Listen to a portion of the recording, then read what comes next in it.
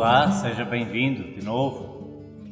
O nosso objetivo tem sido de lhe ajudar a ler nas entrelinhas do texto e no que está por detrás do texto o novo dinamismo que o Diretório quer suscitar.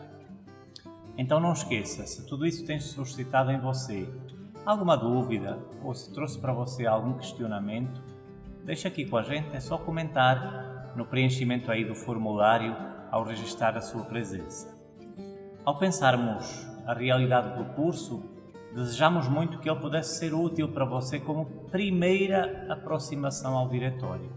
É uma primeira camada, é uma visão geral. Vamos acompanhar cada um dos capítulos para a gente poder entrar no espírito do texto, para a gente poder ir lá nas raízes que levaram à construção, ao aparecimento deste novo Diretório. Depois, em outros momentos, faremos cursos não tão extensos, mini-cursos mais focados em alguns aspectos. Então fique atento aí às nossas mídias sociais da Arquidiocese, porque até o final do ano teremos muitas e boas novidades. Voltando ao percurso que estamos fazendo, recordo a você que estamos agora no número 79 do novo Diretório e ele inicia um subcapítulo que nos fala das atividades da catequese. Bom, dito assim, parece que é um conjunto de tarefas que a gente vai ter que fazer agora. Não, não é isso. Falamos destas atividades porque a Igreja, ao definir o processo de iniciação à vida cristã, ao modelar a sua missão nos diversos contextos e ao refletir sobre a ação catequética também nos diversos contextos, ela tem uma fonte primordial de inspiração. Não é só primordial, é vital. É aquela fonte sem a qual ela não existiria, e que é Jesus Cristo. Então a ação catequética ela se inspira no ser, no agir, no fazer de Jesus com a comunidade apostólica e com todas as multidões que se encontravam com ele. É por isso que falamos neste contexto de atividades da catequese. E que atividades são elas? A primeira delas, conduzir à consciência da fé. Se por um lado é determinante se encontrar com a fé, com esta realidade transcendente que interpela, que abre horizontes, que nos faz entrar na vida. Por outro lado, é importante também um conhecimento orgânico, sistemático da Sagrada Escritura, da tradição viva da Igreja, do credo, uma visão doutrinal coerente. Tudo isso faz parte desta primeira atividade, conduzir à consciência da fé. Por um lado, diz o texto, sem a experiência de fé estaria privada de um verdadeiro encontro com Deus e com os irmãos. E sem o aprofundamento, nós estaríamos impossibilitados do amadurecimento da fé, que é capaz de nos introduzir no sentido da Igreja e de viver o encontro e a relação com os outros.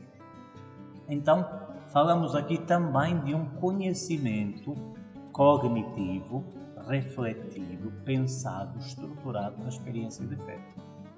Ele é imprescindível. A fé não retira o nosso cérebro, ela ilumina a nossa inteligência. É por isso que é importante refletir, pensar, estudar e conhecer organicamente a experiência de fé. E essa é uma atividade primordial da catequese, conduzir à consciência da fé. Uma segunda atividade é iniciar a celebração do mistério. Além de nos favorecer este conhecimento vivo do mistério de Deus, a catequese também nos introduz na compreensão daquilo que são as expressões simbólicas ou rituais da celebração do mistério da fé. A catequese educa as atitudes para a celebração, a alegria para o caráter festivo, o sentido comunitário, a escuta, o silêncio, nos explica o sentido dos símbolos e dos sinais dessa mesma fé, nos ensina a compreender, por exemplo, toda a dinâmica do ano litúrgico, o significado do domingo como dia do Senhor, o sentido da comunidade cristã, ou seja, todas estas realidades precisam ser conhecidas, aprofundadas, vividas, experimentadas. Outra das atividades da catequese é formar a vida em Cristo.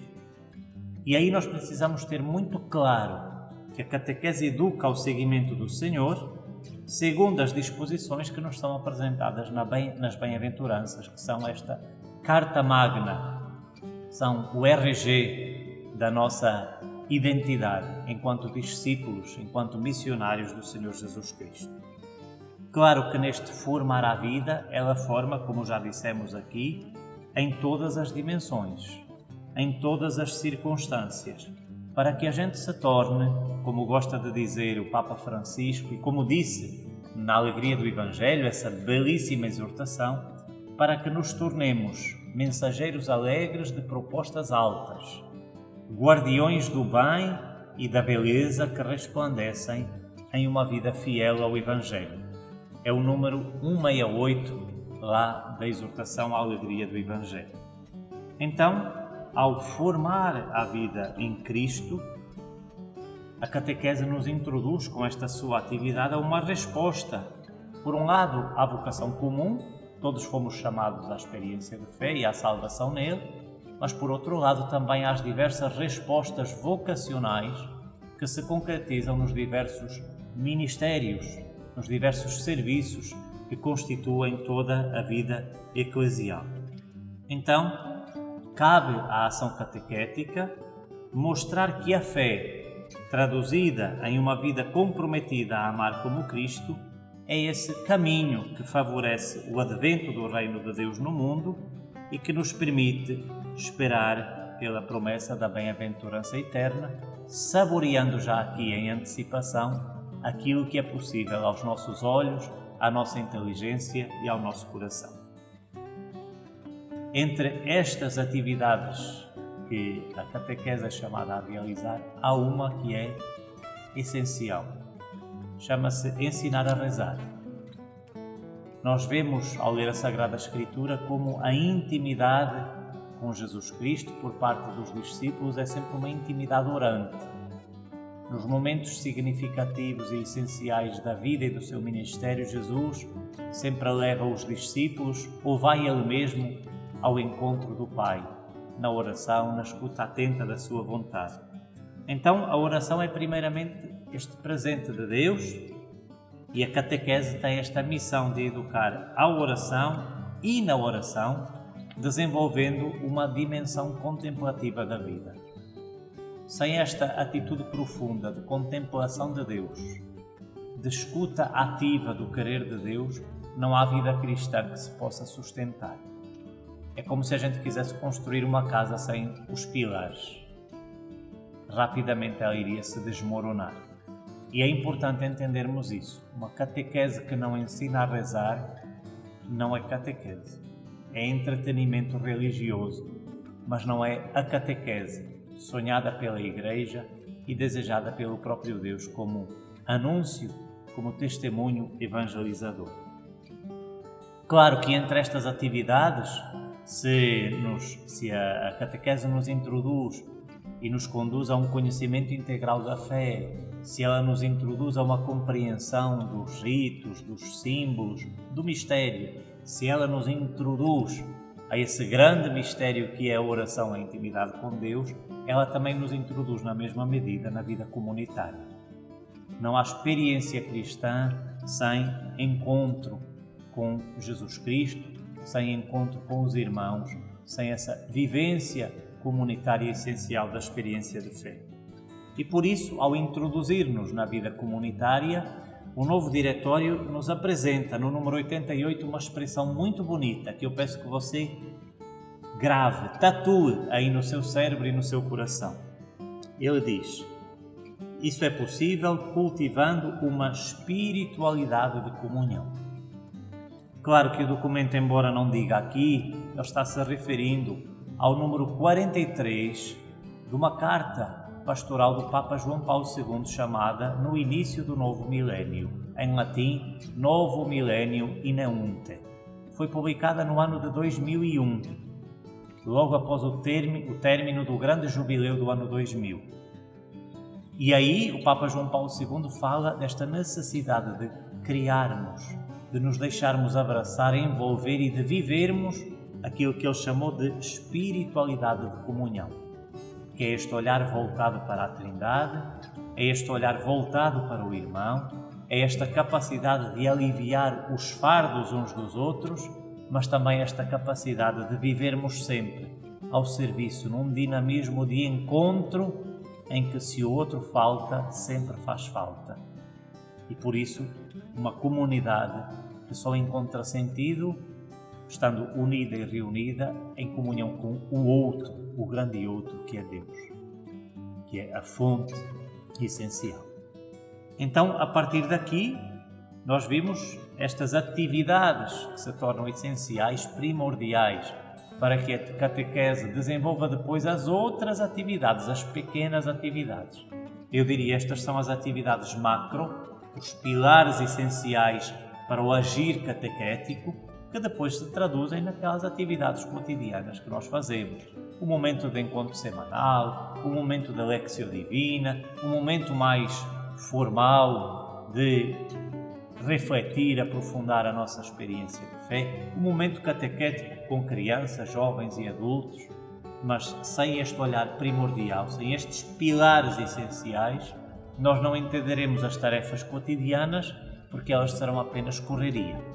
Se elas não estiverem ancoradas nestas grandes atividades, nestas macro-atividades, nestes pilares essenciais da catequese. Para a gente entender tudo isto, a gente precisa então entender que estas atividades macro, como eu lhes chamei, têm uma raiz, têm uma fonte, e que são naturalmente as fontes da catequese. A primeira delas, a Palavra de Deus na Sagrada Escritura e na tradição. A tradição chegou primeiro, nós sabemos, porque os discípulos viveram a intimidade com Jesus e com o retorno de Jesus ao Pai saíram anunciando e saíram fazendo.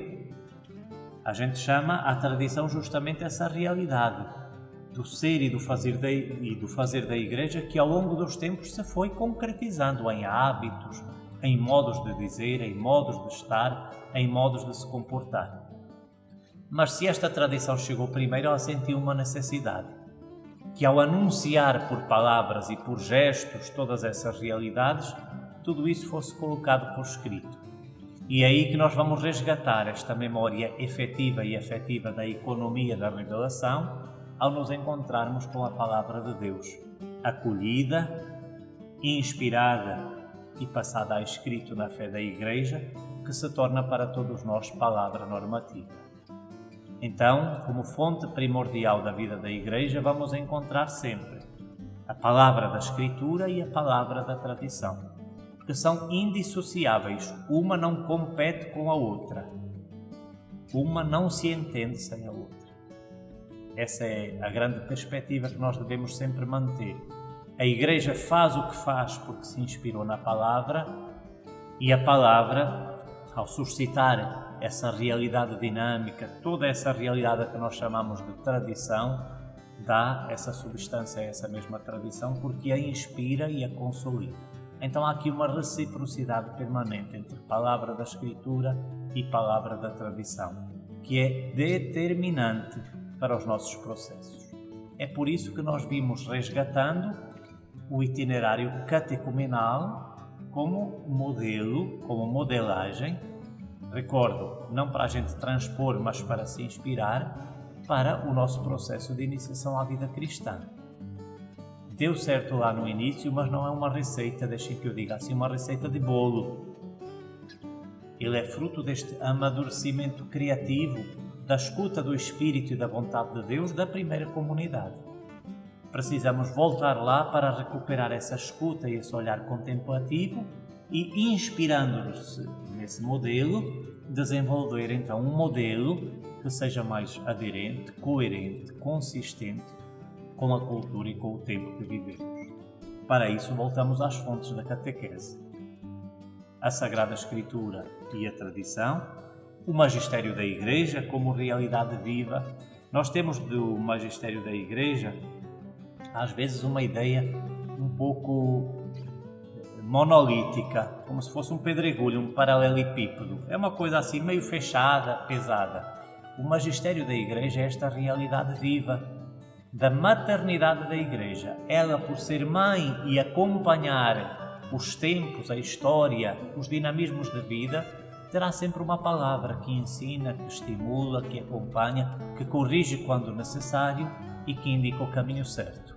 Então é disso que se trata. Quando o magistério é apresentado como fonte da catequese, é com esta vivacidade que o próprio magistério tem, não como algo cristalizado, fechado no tempo, mas como algo impulsionador para respondermos sempre ao tempo que temos por dia.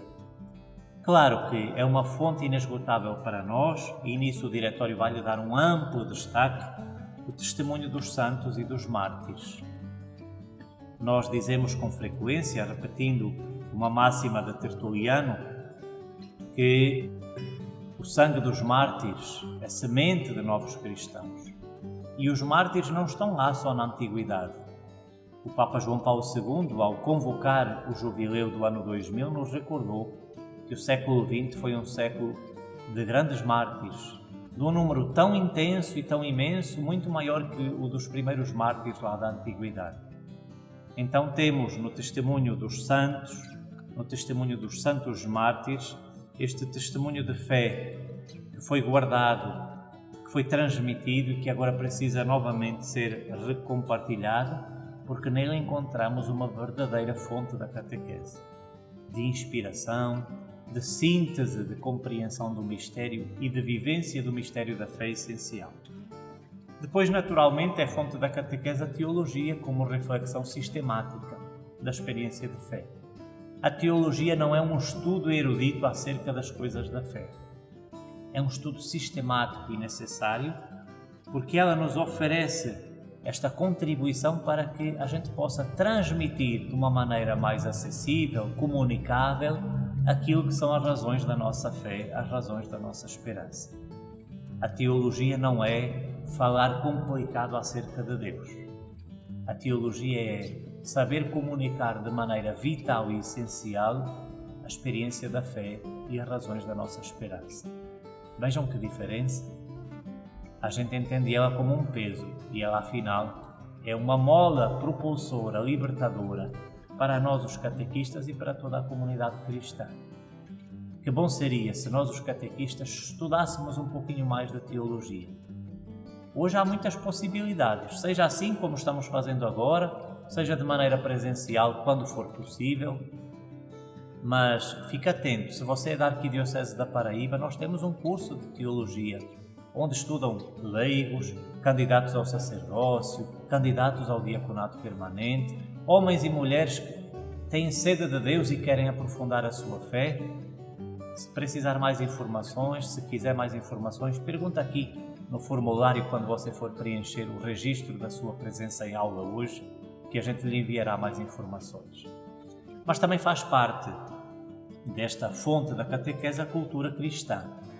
Ao longo dos séculos, nós fomos desenvolvendo um património, uma maneira de dizer as coisas, de pensar o humano. Basta ver as nossas catedrais, sim, como elemento belíssimo de arte, mas basta ver a nossa cultura, o modo como ainda hoje falamos do homem, do humano, a nossa preocupação com os direitos humanos, com a justiça, com a dignidade, são parte de uma cultura judaico-cristã. O valor inviolável da vida tem na sua gênese as sementes do Evangelho. Então, a cultura que sempre desenvolvemos, que ao longo dos séculos fomos fomentando, é também uma fonte inspiradora para a catequese. Uma fonte, na verdade, imprescindível, porque é o modo como ao longo dos séculos fomos capazes de tornar acessível, palatável, isto é, de podermos saborear com os olhos, com a escuta, tudo aquilo que é o grande património da fé que nos foi comunicado e que a nós foi compartilhado pelo próprio Cristo, Filho de Deus, e pelos apóstolos, suas testemunhas qualificadas. E por fim, a beleza. O Papa Francisco já nos havia alertado na exortação à alegria do Evangelho sobre o lugar da beleza como fonte inspiradora, irrenunciável e inegociável para a catequese. Às vezes, deixem que eu diga assim, a gente faz coisa muito feia na catequese. Os nossos lugares onde realizamos um momento catequético não são confortáveis. Às vezes são um lugar mofado, feio, sem iluminação. É dessa beleza existencial que também falamos. Não é só da beleza artística, monumental. É dessa beleza da vida, de nos sabermos acolher reciprocamente uns aos outros, com empatia, com simpatia. É desta beleza de podermos mergulhar na palavra e encontrarmos ali um Deus que nos fala de uma forma que a gente pode entender. É da grande beleza que é o próprio Deus, Trindade, mistério de comunhão e de amor, que estamos falando. Falamos da beleza e das belezas. Falamos de acolhida, de conforto, falamos de arte e de música, como elementos essenciais, como fontes inspiradoras para que a catequese possa ser significativa, possa ser narrativa das maravilhas de Deus e para que ela também nos possa introduzir no seguimento de uma vida cristã mais consciente, mais coerente e mais feliz também. Ao falarmos da ressurreição de Jesus Cristo, temos então diante de nós a beleza da bondade, da verdade, da misericórdia, da compaixão e da ternura.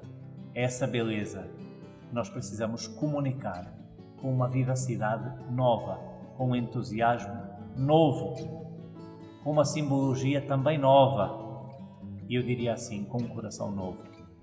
Porque quando falamos da fé, é aí que se joga o essencial, no nosso processo de conversão pessoal, para que possa acontecer todo o processo de conversão pastoral.